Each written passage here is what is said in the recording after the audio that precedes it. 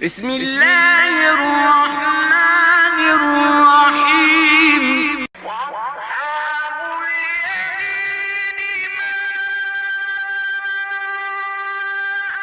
أصحاب اليمين. بسم الله الرحمن الرحيم.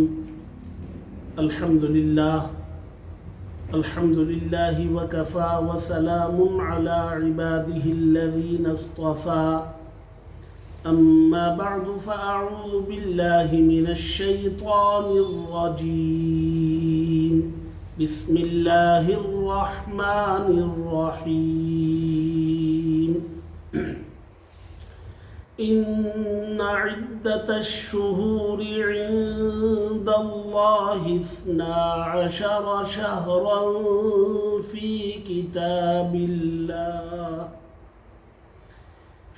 كتاب الله يوم خلق السماوات والأرض منها 4 حرم ذلك الدين القيم. صدق اللہ العظیم. معزز حاضرین، اسلامی سال کا آغاز اور اسلامی کیلنڈر کی ابتدا محرم الحرام سے ہوتی ہے، جس میں ہم لوگ اس وقت داخل ہیں. بلکہ محرم الحرام کی آج 7 تاریخ ہے. قرآن مجید کی آیت میں نے پڑھی اور یہ 10ویں پارے کی رکوع نمبر 11 کی آیت ہے. اس میں اللہ تبارک و تعالی فرماتے ہیں مہینوں کی تعداد اللہ تبارک و تعالی کے نزدیک اول دن سے آسمان و زمین کی پیدائش سے مہینوں کی تعداد اللہ کے نزدیک 12، یعنی 12 مہینوں کی یہ جو تعداد ہے یہ کوئی اتفاقی تعداد نہیں، بلکہ اللہ تبارک و تعالی کی بنائی ہوئی تعداد ہے. اور ان 12 مہینوں میں 4 مہینے بزرگی والے اور برکت والے، تقدیس والے، قابل احترام مہینے ہیں. اور 4 مہینوں میں ایک مہینہ رجب کا ہے جو رمضان سے پہلے شعبان سے پہلے رمضان، شعبان سے پہلے رجب. ایک مہینہ تو رجب کا ہے جو رمضان سے پہلے شعبان سے پہلے والا مہینہ، اور باقی 3 مہینے لگاتار آتے ہیں. ذوالقعدہ، رمضان کے بعد ایک شوال آتا ہے، اس کو آپ چھوڑ دیجئے. شوال کے بعد ذوالقعدہ، ذوالحج اور محرم، یہ 3 مہینے، اور رمضان شعبان سے پہلے والا مہینہ رجب، یہ 4 مہینے. اللہ تبارک و تعالی فرماتے ہیں منہا 4 حرم، ان 12 مہینوں میں 4 مہینے وہ حرمت والے ہیں، بزرگی والے ہیں. معلوم یہ ہوا کہ 12 مہینوں کی تعداد اتفاقی نہیں، بلکہ اللہ تبارک و تعالی کی تقسیم ہے، ان کے بنائے ہوئے. دوسری بات یہ ہے کہ ان 12 مہینوں میں یہ نام بھی پہلے سے چلے آ رہے ہیں. محرم، صفر، ربیع الاول، یہ نام بھی پہلے سے چلے آ رہے ہیں. لہذا اللہ کے نبی صلی اللہ علیہ وسلم کے زمانے میں جب سفر کے ابتدائی 13 دنوں کو یا سفر کے مہینوں کو منحوس سمجھا جاتا تھا، تو اللہ کے نبی صلی اللہ علیہ وسلم نے اس غلط عقیدے کو ختم فرمایا اور حدیث میں ارشاد فرمایا کہ سفر کی نحوست کوئی چیز نہیں. معلوم یہ ہوا اللہ کے نبی جب سفر میں مانی جانے والی نحوست کی کوئی اصل نہیں، کوئی حقیقت نہیں، یہ آپ کا فرمانا اس بات کی دلیل ہے کہ اس مہینے کا نام سفر اللہ کے نبی صلی اللہ علیہ وسلم کے زمانے سے پہلے ہی چلا آ رہا ہے. تو یہ 12 مہینے بھی ہیں، ان کے نام بھی پہلے سے چلے آ رہے ہیں.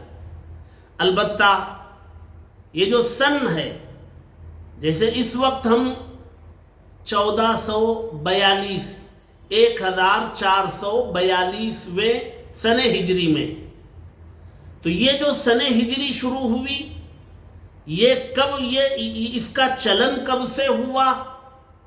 اس کا چلن ہوا حضرت عمر رضی اللہ تعالی عنہ کے زمانے میں، جب آپ کی خلافت کو 5 سال ہو چکے تھے. حضرت عمر رضی اللہ تعالی عنہ نے مشورہ فرمایا صحابہ اکرام سے کہ بھئی سن کی ابتدا ہو اسلام میں وہ کہاں سے ہو؟ رائے آئی کہ اللہ کے نبی کی ولادت سے ہو، رائے آئی کہ اللہ کے نبی کی نبوت سے ہو، رائے آئی کہ اللہ کے نبی کی ہجرت سے ہو. تو ہجرت سے اسلامی سن کی ابتدا کا فیصلہ حضرت عمر رضی اللہ تعالی عنہ نے فرمایا. اللہ کے نبی صلی اللہ علیہ وسلم ہجرت کے بعد مدینہ منورہ میں 10 سال رہے. پھر اللہ کے نبی کے دنیا سے پردہ فرمانے کے بعد حضرت ابو بکر صدیق رضی اللہ تعالی عنہ خلیفہ بنائے گئے، اور آپ کی خلافت کی مدت 2.25 سال رہی. آپ 2 سال مانے تو 10 اور 2 12. حضرت عمر رضی اللہ تعالی عنہ کے زمانے خلافت کے 5 سال پر یہ سن کی ابتدا ہوئی. گویا ہجرت کو 17 سال ہو چکے تھے، اسلامی سن کا آغاز وہاں 17 سال کے بعد اس کا چلن شروع ہوا.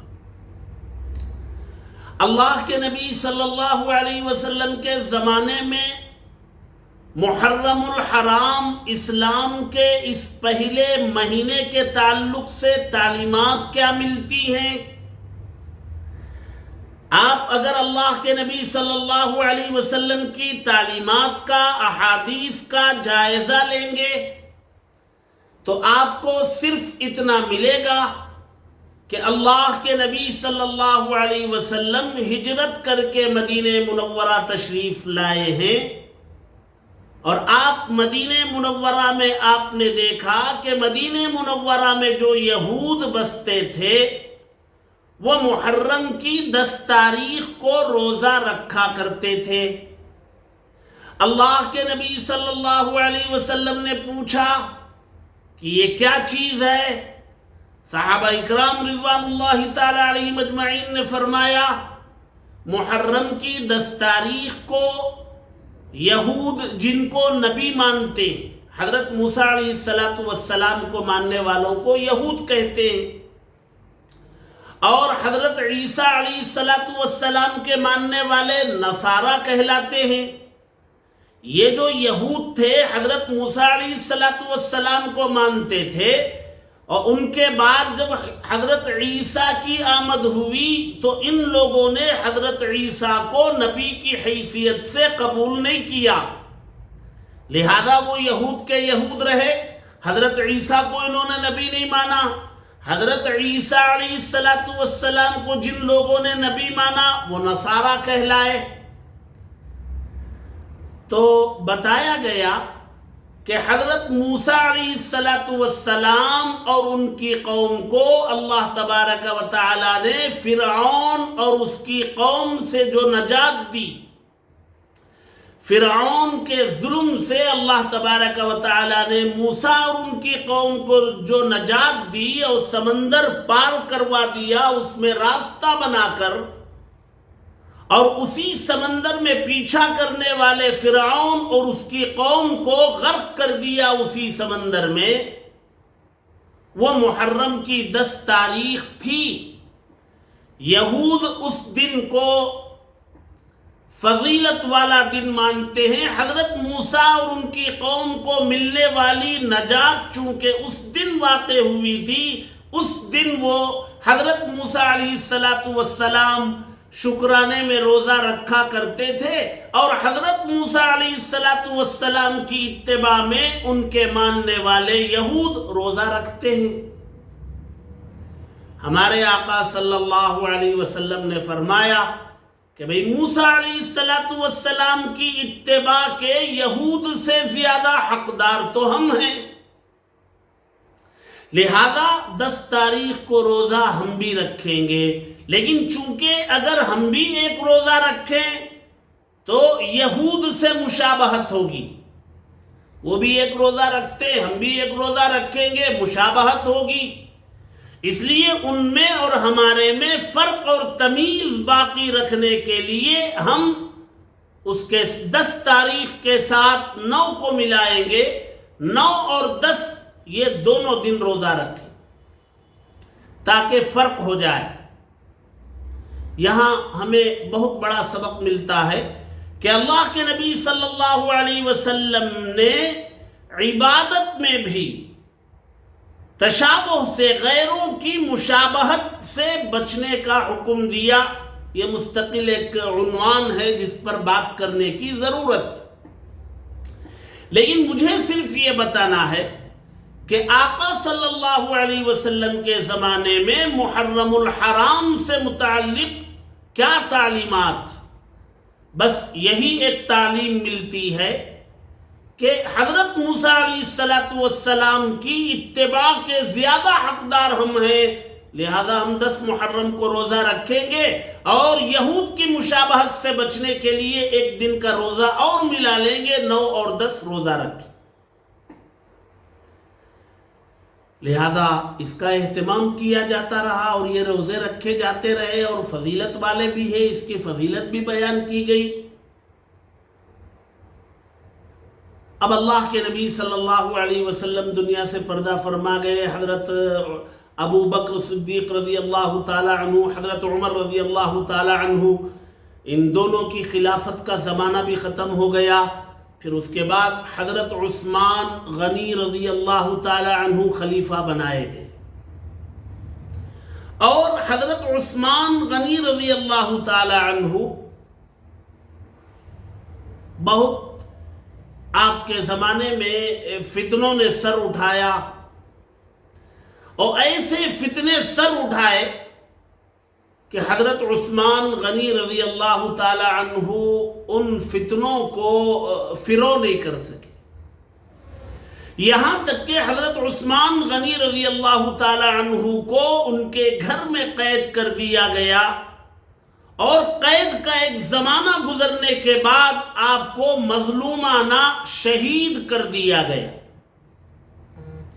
حضرت عثمان غنی رضی اللہ تعالی عنہ کی شہادت سن 35 ہجری میں ہوئی، یعنی اللہ کے نبی صلی اللہ علیہ وسلم کے دنیا سے مکہ مکرمہ سے مدینہ منورہ ہجرت جو آپ نے کی، وہاں سے 35 سال گزرنے کے بعد حضرت عثمان غنی رضی اللہ تعالی عنہ کی شہادت ہوئی۔ بڑی مظلومانہ شہادت، بڑی لمبی تاریخ ہے۔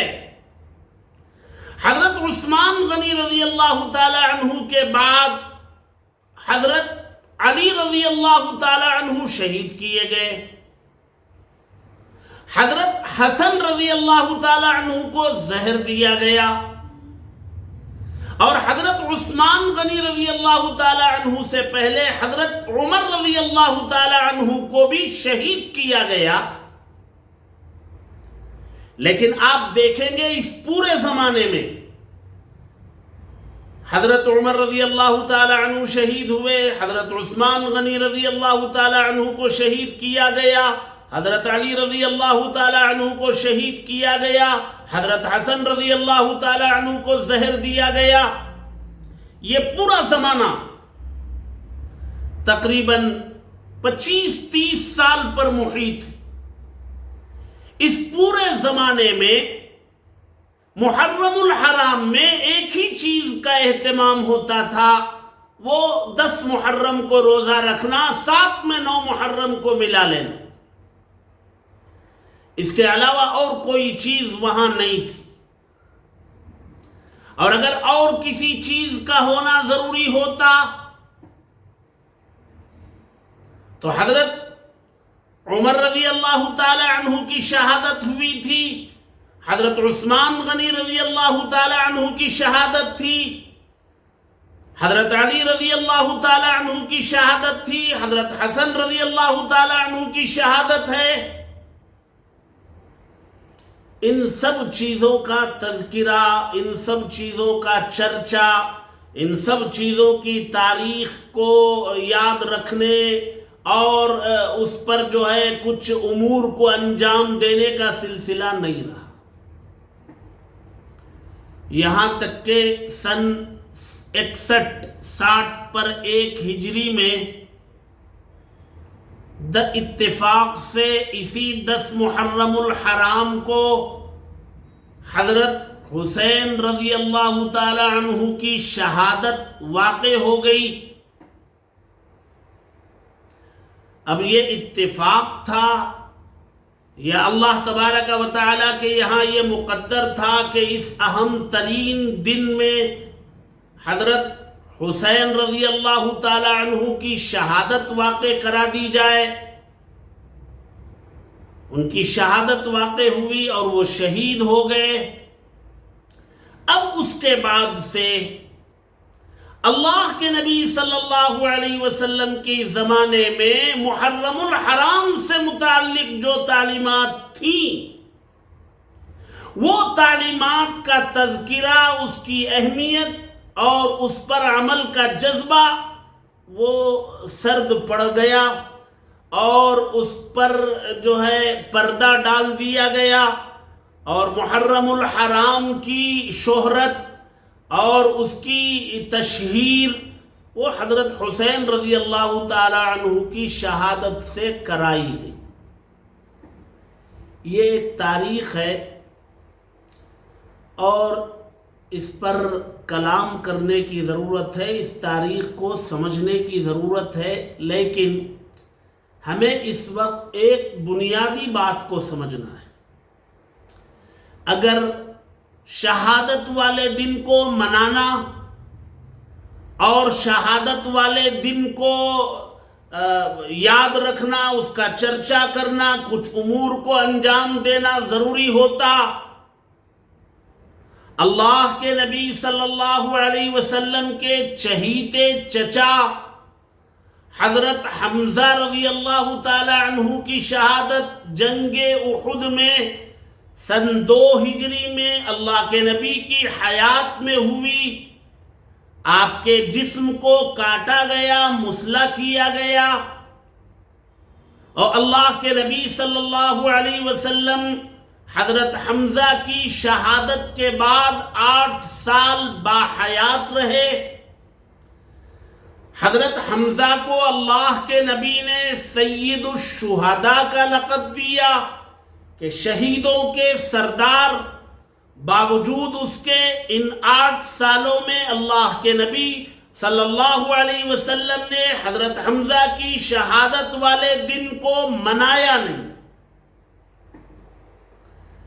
پھر اس کے بعد حضرت عمر رضی اللہ تعالی عنہ شہید ہے، حضرت عثمان غنی رضی اللہ تعالی عنہ بڑے مظلومانہ شہید کیے گئے، حضرت علی ہیں، حضرت حسن ہیں۔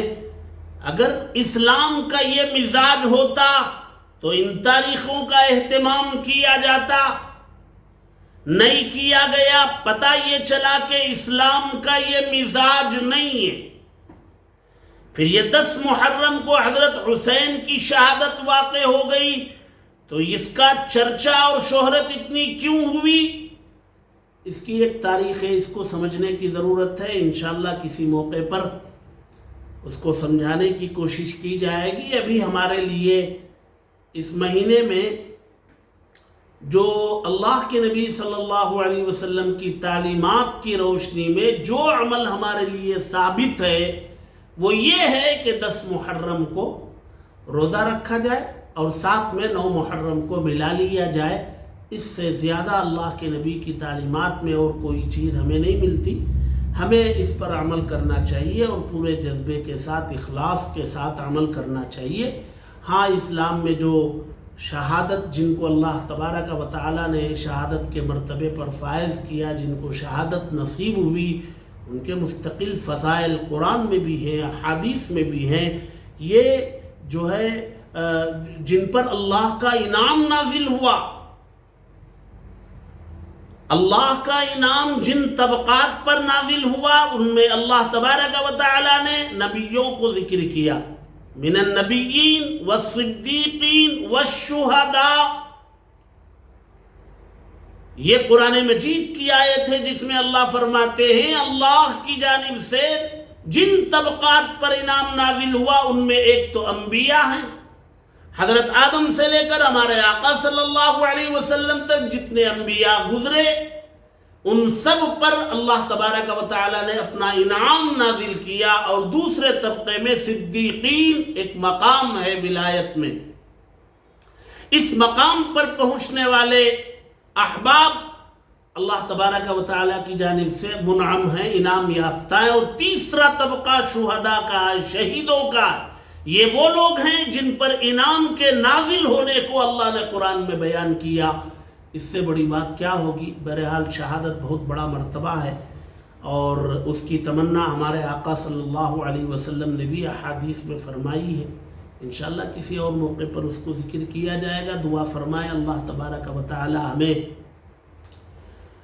اسلامی احکامات کو قرآن و حدیث کی روشنی میں اسلامی مزاج کے مطابق سمجھنے اور ان پر عمل کرنے کی توفیق عطا فرمائے. آمین.